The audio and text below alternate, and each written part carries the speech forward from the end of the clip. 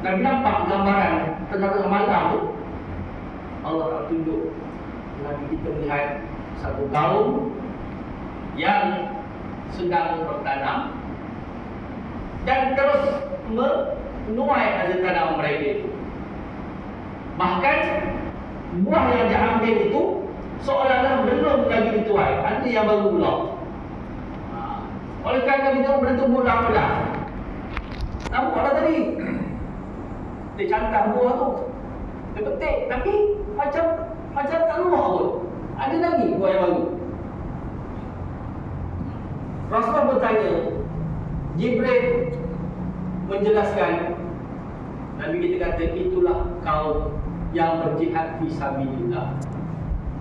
Berjihad fisabilillah dengan harta benda. Berjihad fisabilillah dengan harta benda itu maknanya apa? Bahasa mudah kita, sedekah. Sedekah itu sunat. Zakat itu wajib. Ini istilahnya biasa kita dengar, menginfakkan harta fisabilillah. Berdasarkan firman Allah dalam surah Al-Baqarah ayat-ayat yang awal tu, wa mimma razaqnahum yunfiqun, daripada situ. Dan daripada sebahagian rezeki yang kami kurniakan kepada mereka, kata Allah, mereka yunfiqun, mereka keluarkan, mereka belanjakan untuk jalan yang kita kata tadi fisabilillah. Tuan-tuan muslimin muslimat yang dikasihi sekalian, sebut berkaitan dengan infak fisabilillah ataupun bersedekah, dia merupakan satu perbuatan yang sangat-sangat besar ganjaran di sisi Allah Subhanahu wa taala. Bahkan Allah pernah menyebut, ya ayyuhallazina amanu al adullukum ala tijaratin tunjikum min adzabin alim. Wahai orang-orang yang beriman, nak tak aku tunjuk kepada kamu? Nak tak aku tunjuk kepada kamu? Suatu perniagaan, satu urus niaga, suatu apa ni kita panggil bisnes lah. Nak tak aku tunjukkan, kata Allah, yang mana perusahaan ini, kerja ini akan menyelamatkan kamu daripada azab yang sangat pedih. Maka keberhasilan daripada urus niaga ini, kamu akan terlepas daripada azab yang pedih.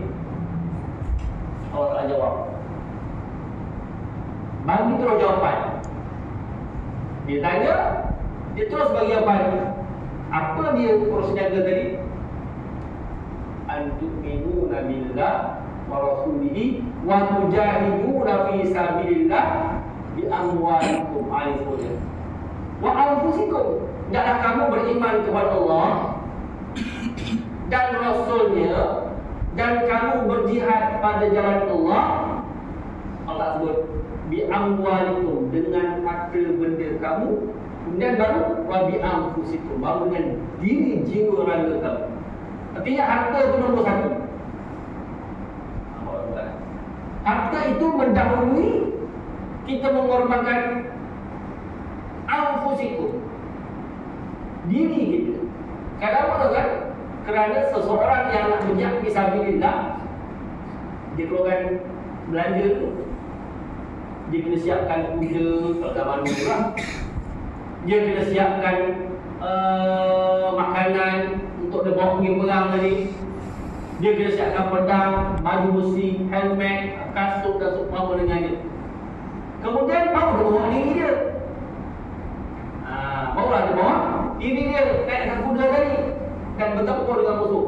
Sama ada diri dia terkorban dan hartanya dirampas sebagai harta rampasan perang, ataupun dia balik menang dalam peperangan tersebut, jiwa dia selamat dan dia mendapat harta rampasan perang.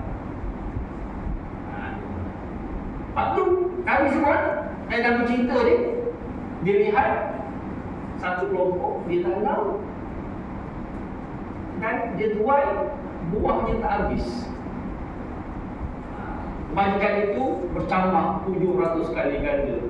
bahkan sehingga gandaan yang lebih banyak. Jadi kita ni orang, kita ni. Memang hidup dunia ni kita kena jadi orang kaya, kita kena ada harta. Tak jadi orang kaya pun tak minta apa kena ada harta. Kena ada harta. Supaya apa? Niat kita, bila aku ada harta, aku boleh tolong agama Islam. Aku boleh lepas. Bukannya kita dapat rezeki untuk diri kita dan keluarga kita, tak untuk agama Islam. Contoh, kita alhamdulillah tiap bulan dapat membuat simpanan. Artinya apa? Bila buat simpanan tu lebih lah kan? Lebih kok simpan. Sudah banyak lebih simpan lah. Tiba-tiba dalam waktu yang sama, ada anak saudara kita daripada kakak ataupun adik ataupun abang yang tak lancar rezekinya macam kita nak melanjutkan pelajaran. Kita tahu ni memang sesak ni. Anak buah kita ni memang sesak. Ayahnya mungkin sakit atau baru kena buang kerja ataupun dapatannya pun tak seberapa. Ketika tu keutamaan kita ialah memberikan sebahagian daripada apa yang kita ada untuk tolong dia. Itu adalah perintah agama. Itu adalah perintah agama. Itu namanya menolak agama. Walaupun hakikatnya nampak macam kita tolong anak saudara kita, tapi itu perintah agama. Apatah lagi kalau dalam urusan yang lain.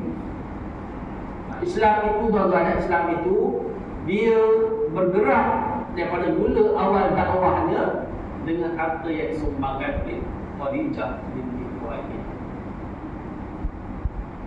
Khadijah punya harta habis, diberikan kepada Rasulullah untuk urusan Islam. Ada hamba yang beragama Islam diseksa oleh tuannya, bayar tebus. Duit siapa? Duit Khadijah. Duit siapa? Dia Abu Bakar As-Siddiq. Duit siapa? Duit Abdul Rahman bin Auf. Rasulullah pun tak pegang duit, tuan-tuan. Bukan Rasulullah tidak ada duit, Rasulullah tak pegang duit, tak sempat pegang duit tu. Sebab akan diagih-agihkan. Dan di keliling Rasulullah itu ada sahabat-sahabat yang memegang duit, memegang kekayaan, memegang perbendaharaan kewangan. Abdul Rahman bin Auf, macam mana? Sedekah yang berkekalan. Ini cerita sahabat Rasulullah sampai ke Madinah, dilihat orang-orang Yahudi membela kekayaan dengan apa? Dengan menjual air dari telaga Bi'rul Rumah. Ada satu telaga dipanggil Bi'rul Rumah ataupun rumah kita panggil lah. Air itu dijual untuk penggunaan orang Islam. Orang Islam nak air, beli dengan Yahudi. Yahudi jual, harga Yahudi kan. Abdul Rahman bin Auf dia tengok benda ni. Dan Nabi kata siapa-siapa yang dapat mewakafkan dari telaga milik orang Yahudi untuk penggunaan Islam, ganjarannya yang sangat besar. Abdul Rahman nak beli telaga tadi, orang Yahudi tak jual. Abdul Rahman bin Auf ada duit, dia tak jual. Tapi dengan kebijaksanaan Abdul Rahman bin Auf, ini kita cerita lah bila masuk perkara. Akhirnya Yahudi terpaksa jual kepada Abdul Rahman bin Auf. Bijak dia buat sari, selang-selang sari. Mana Yahudi boleh termakan kata-kata Abdul Rahman bin Auf. Abdul Rahman dia tak nipu, tapi kebijaksanaan dia percaya. Dan akhirnya itu antara wakaf Sayyidina Abdurrahman bin Auf kepada umat Islam. Jadi benda-benda yang macam ini ganjarannya diperlihatkan oleh Allah kepada Rasulullah. Peristiwa Isra. Ini sekejap lagi bulan puasa dah, Ramadan. Ya. Masa yang pertama. Jadi ada beberapa masa kan. Dia Mekah pergi ke iman. Selain daripada bukti-bukti yang lain yang meyakini bahawa itu ialah benar Rasul akhir zaman, utusan Allah Subhanahu, utusan yang Allah Subhanahu Taala utuskan kepada manusia di akhir zaman. Dan kemudian kita dah cerita juga bagaimana didatangkan sejenis tunggangan haiwan yang cukup pantas dengan izin Allah Subhanahu wa Taala. Pergerakannya itu sekilas mata memandang jauh ni, sekali dia bergerak. Jadi Allah Ta'ala boleh buat lebih daripada itu lagi kelajuannya. Mungkin kita bahasa yang paling mudah untuk kita sebut sejauh mata memandang, bahkan mungkin lebih laju daripada itu. Ini tuan-tuan yang kita bandingkan bagaimana banyak kejadian-kejadian. Contohnya kelajuan Ifrit dalam membawa singgasana Ratu Balqis di negeri Sama, bawa ke Palestin. Dia kata sebelum sempat Nabi Sulaiman bangkit dari tempat duduknya. Macam tuan-tuan duduk, saya pun duduk, sebelum sempat bangkit dah ada depan. Mana tak laju. Itu Afid. Kemudian berkatalah seorang hamba yang soleh yang mencatat segala perkara yang diperintahkan oleh Nabi Sulaiman. Dia kata aku boleh buat. Dia Nabi Sulaiman sebab dia kata aku tak nak tu lambat. Dia kata aku nak ambil lagi mana tu. Ya, pada kata laju lah tu. Dia kata aku nak ambil lagi mana tu. Ada lagi lah di kalangan rakyat aku ni yang boleh buat lebih laju pada tu. Maka berkatalah seorang hamba yang soleh dengan izin Allah. Dia kata dia boleh pindahkan istana Ratu Sabah atau Balqis itu sebelum sempat mata itu gede. Laju. Itu antara bentuk-bentuk kelajuan yang Allah Ta'ala pernah ceritakan di dalam Al-Quranul Karim. Jadi untuknya Nabi Muhammad, kelajuan itu didatangkan dalam bentuk pergerakan seekor haiwan itu. Tunggangan itu sudah cerita dulu. Baik, malam ini kita sambung tuan-tuan. Membebaskan umat Islam, menyelamatkan umat Islam dari segala bentuk kesusahan. Itu termasuk dalam fisabilillah.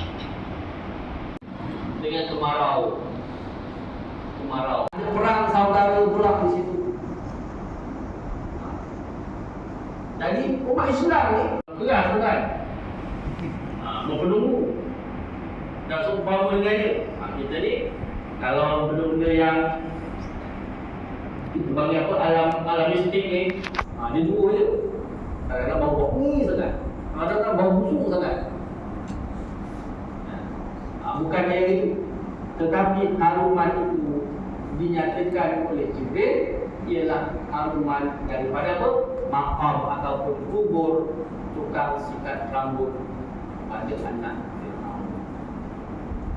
Namanya tak tahu siapa namanya, tapi Masyitah itu artinya tukang sikat rambut. Tukang sikat rambut pada bahasa Melayu Masyitah. Dalam bahasa Arab itu Masyitah. Bahasa Melayu tersebut Masyitah. Maksudnya seolah-olah nama itu ialah nama dia. Sebenarnya Masyitah itu ialah pekerjaan dia di sana Fir'aun. Kenapa tak begitu? Sebab Masyitah itu telah pun berkorban nyawa untuk mempertahankan akidah. Jadi kalau kita mempertahankan diri kita, meletakkan diri kita sampai terkorban demi untuk mempertahankan akidah dan kepercayaan ataupun agama kita ini, maka kematian kita tidak sia-sia. Hari ini berapa ramai tuan-tuan? Manusia yang meninggal dunia dalam keadaan apa? Dalam keadaan dia kematiannya itu secara tiba-tiba tanpa sempat dia melakukan kebaikan. Baik. Adakah kita nak macam tu? Kita berdoa lah, ya Allah, doa. Jadi solat. Allahumma hdim lana bi husnil khatimah. Ya Allah, matikan kami. Tamatkan riwayat hidup kami dalam keadaan husnul khatimah, penundaan yang baik. Tempat buat baik dalam keadaan melakukan ketaatan, dan jangan matikan kami, jangan cabut nyawa kami, wala tahtim alaina bisu'il khatimah. Jangan tutup kesudahan riwayat hidup kami dalam keadaan kesudahan yang jahat, yang tak elok, yang buruk. Sebab tu orang tua dulu dia ajar jangan lengah-lengahkan solat. Jangan melengah-lengahkan solat kerana kita tidak tahu adakah umur kita masih panjang.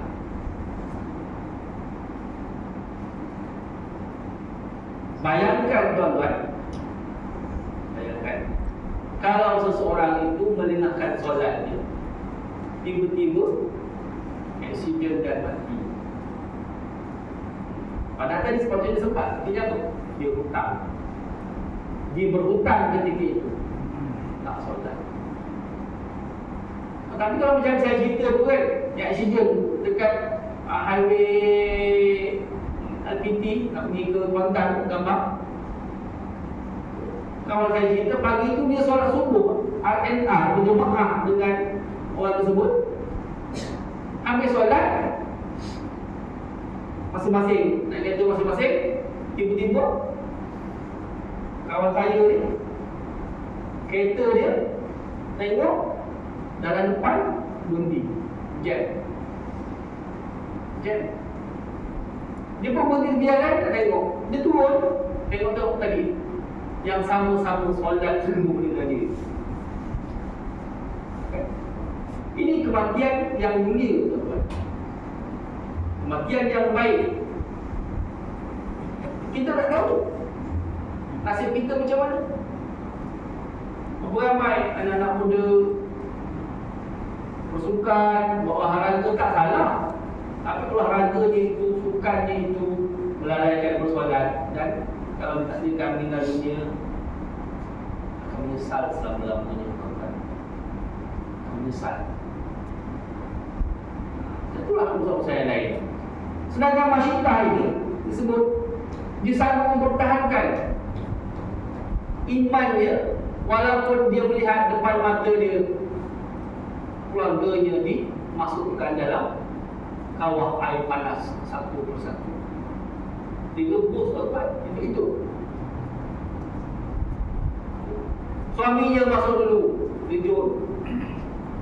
Lepas suaminya terjun, ada baby, anak kecil. Ibu dengan anak kecil, macam mana perasaannya? Sanggup buat apa saja. Bahkan dalam dunia haiwan pun, ibu akan mempertahankan anaknya. Kita tengok ibu apa? Ibu angsa memang lagi lah. Tak. Itik. Kita nak kacau anak dia, marah. Ayam, marah. Contoh. Ini manusia. Anaknya akan dicampak juga dalam. Tetapi dengan takdir Allah, anak ini berbicara sebagaimana berbicaranya Nabi Isa AS ketika bayi. Cakap.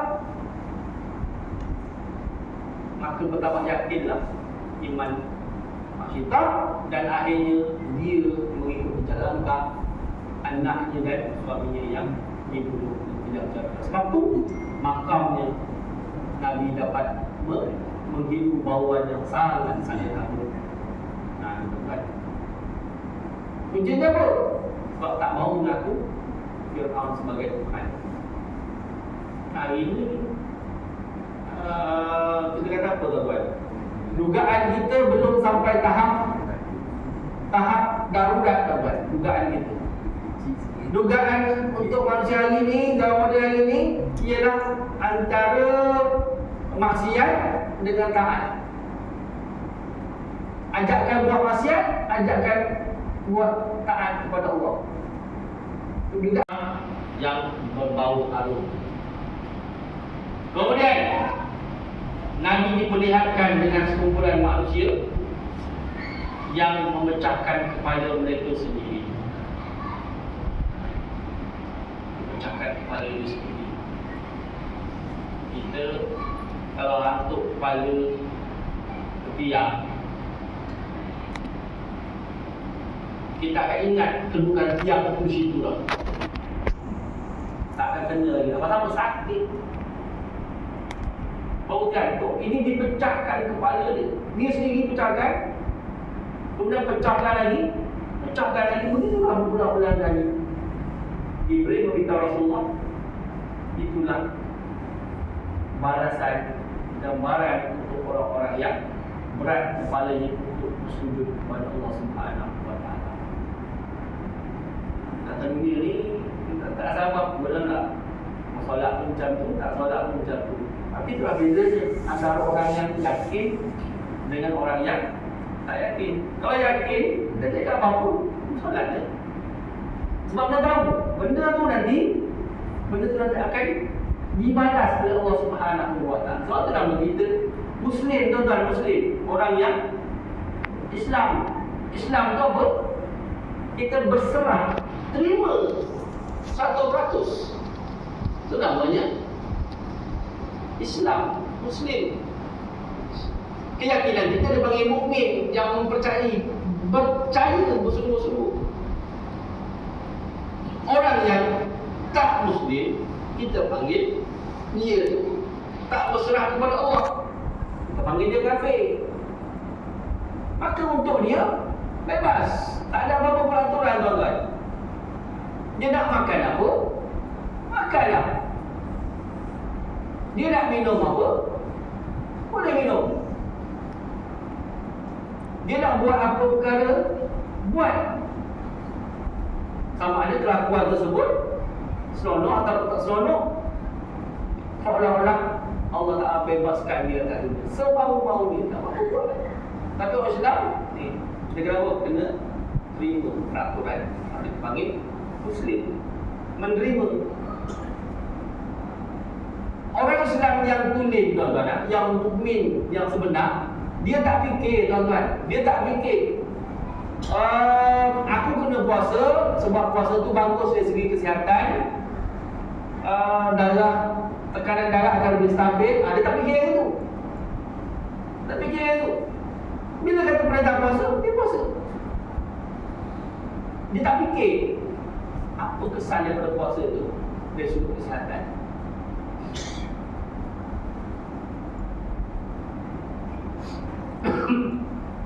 Sudah 14 abad, tuan-tuan. 1400 tahun yang lebih, para sahabat tidak makan perkara-perkara yang diharamkan. Contoh dia, babi, anjing, darah, binatang natihah tu yang boleh menyambar, binatang buas tu, semua tak makan. Tanpa mereka memikirkan apa-apa kesan kenapa Allah Ta'ala larang makan babi. Apa dia terima? Itu namanya Muslim. Salam apa dia terima. Hari ini dengan sains baru kita tahu yang dalam daging babi itu ada benda yang tak bagus untuk tubuh badan manusia. Bayar besar, cacing atau umpamanya tak mati. Sama-sama dia tak fikir tu. Dia tak kaji pun, dah haram je. Dia terima sebulan-bulan. Kenapa kena solat? Solat kan? Dia tak kaji pun. Bila solat apa? Ketika mana kita sujud, dari sujud sign dia, kenapa otak kita bergerak, rasa tak kaji pun. Solat ni. Itulah tuan. Sebab tu bila kita sebut orang yang sukar ataupun berat kepala dia untuk sujud kepada Allah, bukan untuk solat, Nabi melihat mereka meletakkan kepala mereka berulang-ulang kali. Mereka menanggung kesakitan. Apa? Sebab perbuatan meninggalkan solat itu adalah suatu perbuatan yang sangat-sangat besar. Tapi hari ini sewedang-wedangnya manusia meninggalkan solat. Siapa solat? Solat apa? Tangan atau solat. Begitu? Solat lah. Siapa tak solat? Tak boleh nak bangun. Kelantar tak ganti. Siapa tak solat? Sibuk. Tak sempat. Siapa tak solat? Selalu juga malas.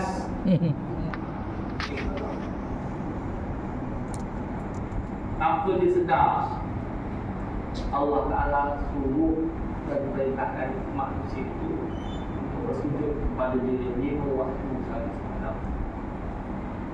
Waktu kita kan takut salah manusia yang hilang. Dalam keadaan apa tu kan?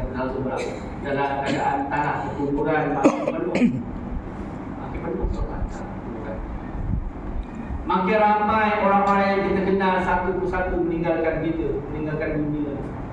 Kita masih lagi tak sedar-sedar lagi. Masih lagi tak solat. Masih lagi melengah-lengahkan solat. Masih lagi enggan untuk berjinak-jinak solat secara berjemaah. Itu satu kerugian. Okey, ringkaskan cerita. Seterusnya tuan-tuan yang terakhir untuk kita cakap malam ni, dan kita melihat ada sekumpulan manusia yang menutup kemaluan mereka. Mereka makan bara api dan Jibril beritahu itulah orang-orang yang tidak mengeluarkan zakat harta mereka. Tak mengeluarkan zakat harta mereka. Jadi senang tuan-tuan. Bulan puasa, bulan yang pahalanya berganda. Ramadan pahala berganda. Kita jadikan bulan Ramadan untuk bulan kita mengira dan membayar kita punya zakat. Kaya zakat fitrah semata-mata lah. Zakat tu lah, zakat simpanan, zakat emas, zakat perak, zakat haiwan ternakan. Kita bayar pada bulan Ramadan. Supaya pahala itu berganda. Tuan-tuan muslimin muslimat yang dikasihi sekalian, berapa cerita nak kita sebut malam ni? Ini baru peristiwa, sebahagian daripada peristiwa ketika Isra. Belum sampai ke soal lagi ni.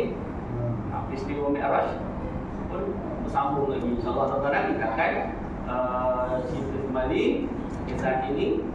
InsyaAllah SWT dalam minggu dan masanya akan lakukan dengan kafatul majlis. Subhanakallahumma wa bihamdika asyhadu an la ilaha illa anta astaghfiruka wa atubu ilaik. Aqulu qawli hadza wa astaghfirullahalazim. Wa assalamu alaikum warahmatullahi wabarakatuh.